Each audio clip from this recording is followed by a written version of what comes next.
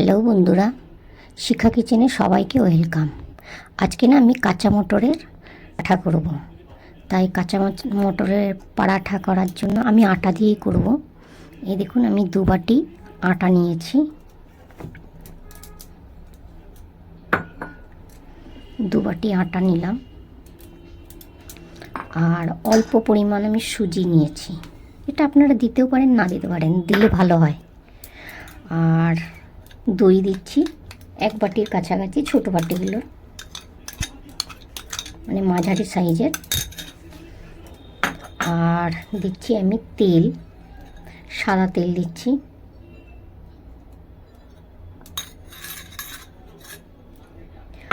আর দিচ্ছি জোয়ান। ভাজাভুজিতে দেবেন জোয়ানটা দিলে খুব ভালো হয়। এটা খাওয়ারের জন্য, তেলে ভাজা খাওয়ারের জন্য, মানে খেলে জোয়ানটা দিলে হজম হয় আর কি।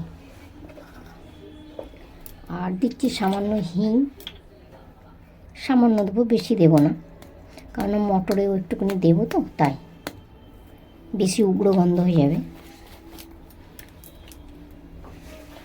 আর দিচ্ছি চিনি, 1 চামচের মতন চিনি দিলাম।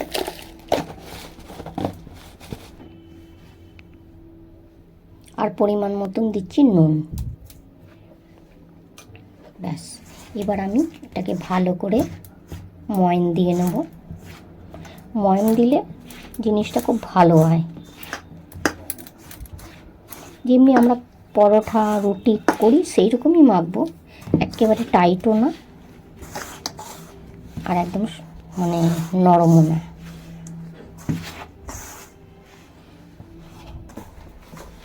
ইউজ করে আমার দেখুন খুব ভালো ময়ম দেওয়া হয়েছে। হ্যাঁ, এবার আমি অল্প অল্প জল দিয়ে মাখবো, একেবারে জল দেব না। বন্ধুরা, আমার আটাটা বেশ সুন্দরভাবে মাখা হয়ে গেল। এবার আমি এটাকে সামান্য একটু তেল মাখিয়ে আমি 15-20 মিনিটের জন্য ঢেকে রাখবো। সামান্য একটু তেল মাখিয়ে রেখে দিই, কারণ মটরগুলো আগে থেকেই ছাড়ানো ছিল। হ্যাঁ, ফ্রিজে ছিল, আমি বার করে একটুখানি জল দিয়ে ধুয়ে নিলাম। আর 2-1টাতে পুং বেরিয়েই যায়। তা এবার আমি এটাকে প্রেসারে দেবো, একটু বয়েল করে নেব সামান্য।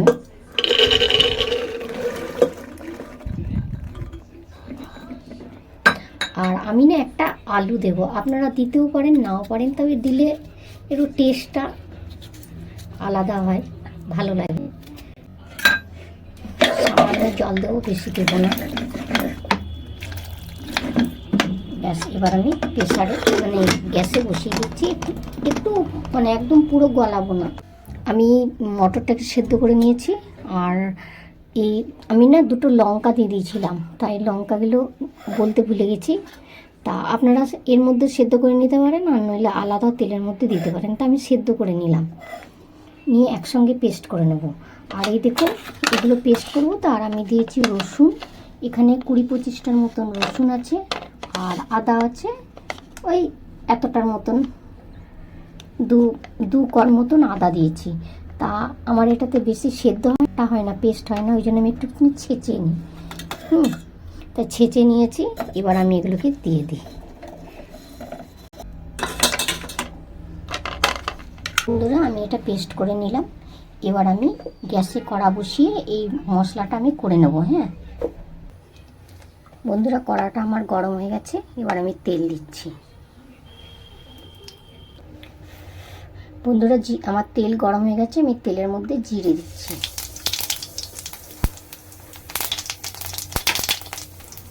এবার আমি দিচ্ছি এই মশলাটা।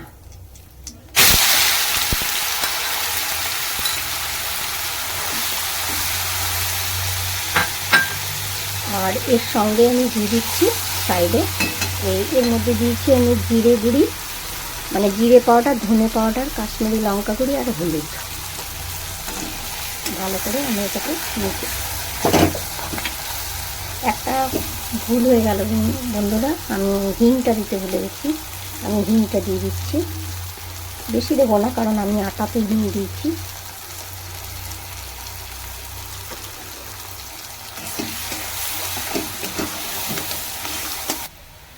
আমি এবার একটুখানি বেসন দিচ্ছি, বেশি না অল্প দিচ্ছি, ওই 2-3 চামচের মতন দিলাম।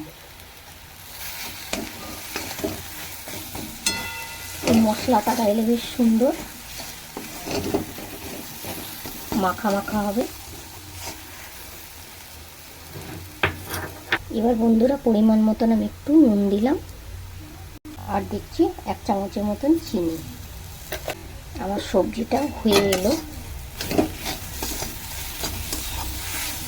এবার আমি একটু ভালো করে এগুলোকে নুন আর ইয়েটা মাখিয়ে আমি নিভিয়ে দেবো।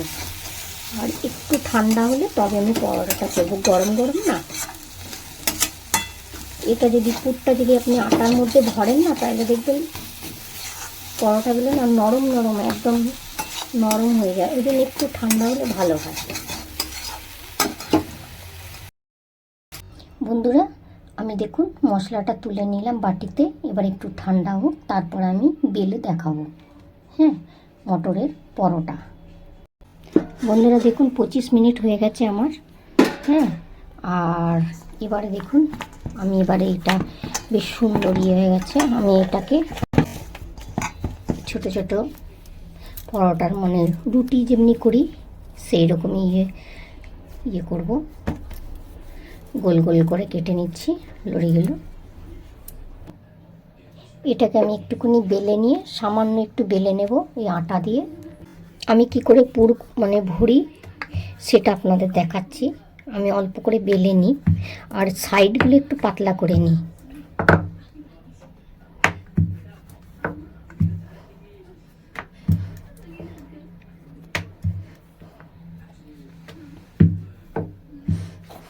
আমি আগেও পরোটা যেগুলো করেছি সেগুলো দেখিয়েছি, 2-1টাতে আলুর পরোটাতে।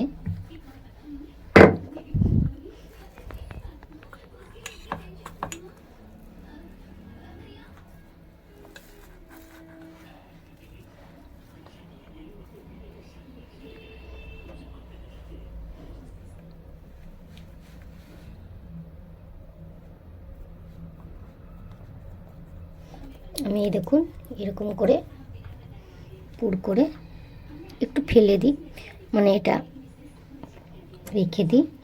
এবার এমনি করে আমি রেখে দেবো। আর একটা করে দেখাচ্ছি। এবার দেখুন বন্ধুরা আমি এটা এমনি করে বেলে নিচ্ছি হালকা করে চাপ দিয়ে দিয়ে। আপনাদের যদি সেরকম অসুবিধা হয় না, তাহলে কাঁটা চামচ দিয়ে একটু ফুটো ফুটো করে নেবেন, তাহলে দেখবেন না বেশি ফুটো হয় না, মানে ফেটে যায় না আর কি।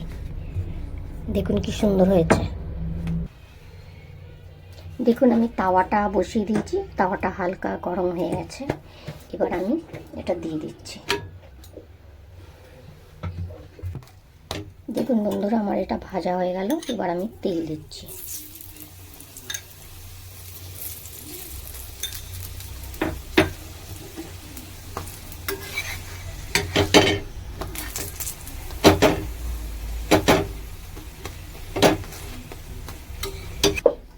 দেখুন বন্ধুরা আমি কাঁচা মটরের পরোটা করলাম। আর আমার এই পরোটাটা যদি ভালো লেগে থাকে তাহলে অবশ্যই লাইক কমেন্ট শেয়ার করবেন। সকলে ভালো থাকবেন। আবার পরের রেসিপিতে দেখা হবে। নমস্কার, সকলে ভালো থাকবেন। টাটা।